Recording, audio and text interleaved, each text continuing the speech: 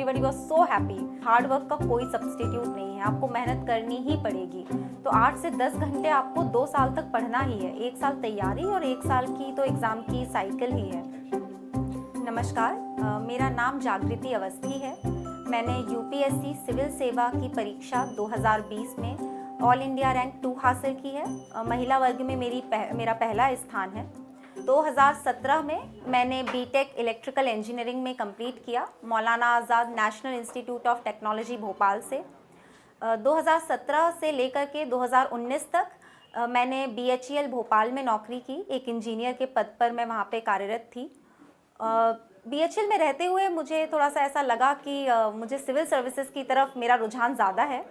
वैसे तो कभी बचपन में भी दिमाग में था कि सुनते थे कलेक्टर तो कि हमें बनना है, लेकिन उसके लिए एक सीरियस एफर्ट जो मेरा है वो शुरू हुआ है 2019 की जनवरी से, जब बीएचईएल में थी और मुझे ऐसा लगा कि समाज के लिए कुछ करना चाहिए, कोई ऐसी सर्विस का हिस्सा होना चाहिए जहाँ पर जिसका कार्य क्षेत्र व्यापक हो और जैसे एजुकेशन, ट्राइबल, रूरल सब जगह काम करने का मौका मिले। तो वो सिविल सर्विसेज एक प्लेटफॉर्म देती है। तो मैंने अपना बिल्कुल मन बना लिया कि अब मुझे यही करना है। 2019 की जनवरी से लेकर के जून तक मैंने पढ़ाई की। जून में प्रीलिम्स दिया, नहीं हुआ। तो उस जो मुझे एक असफलता मिली, वहाँ से मुझे एक चीज़ समझ में आ गई कि ये परीक्षा पढ़ाई मांगती है, मेहनत मांगती है। मैंने अपना जॉब छोड़ने का एक निर्णय लिया।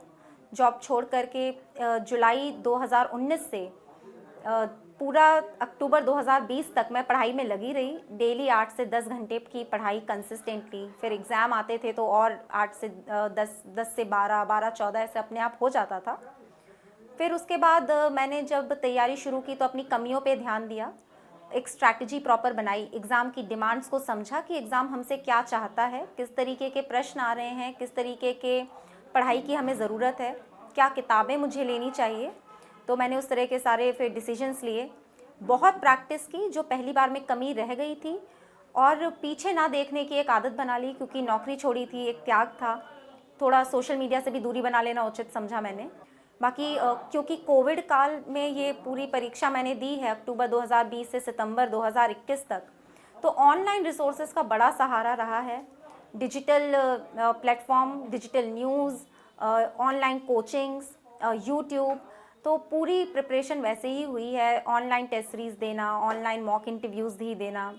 तो डिजिटल डेफिनेटली यूपीएससी में जो कंट्रीब्यूशन है वो बढ़ गया है। अब कि कुछ टिप्स जो मैं किसी को देना चाहूँगी, तो एक बहुत इंपॉर्टेंट बात मैंने सीखी है कि आप लिख कर पढ़ाई करें। लिख करके पढ़ने से बहुत आपके दिमाग में अंदर तक वो चीज़ लंबे समय तक बनी रहती है। यूपीएससी में बहुत बड़ा सिलेबस है, बार बार पढ़ना पड़ता है, रिवाइज़ करना पड़ता है। लिख कर रिवाइज़ करें, लिख कर ही पढ़ें। तो यही मेरी रहेगी आगे आने वाले एस्पिरेंट्स को एडवाइस कि हैंग इन देयर। और कई बार ये सर्विसेज टाइम ले लेती हैं। अपनी गलती को देखें, सुधारें और आगे देखें। पीछे मत देखिए कि क्या गलती हो गई, क्या हुआ। आगे जितना टाइम है उसका बेस्ट पॉसिबल यूज़ करने की कोशिश कीजिए।